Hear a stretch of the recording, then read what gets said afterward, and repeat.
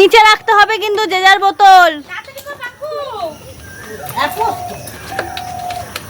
মনে হচ্ছে মামি দিতে এই পাখু পুরো ঘেটে ঘ করে দিচ্ছি। পুটো তাড়াতাড়ি কর তোর জেতার সম্ভাবনা অনেকটা। এই তো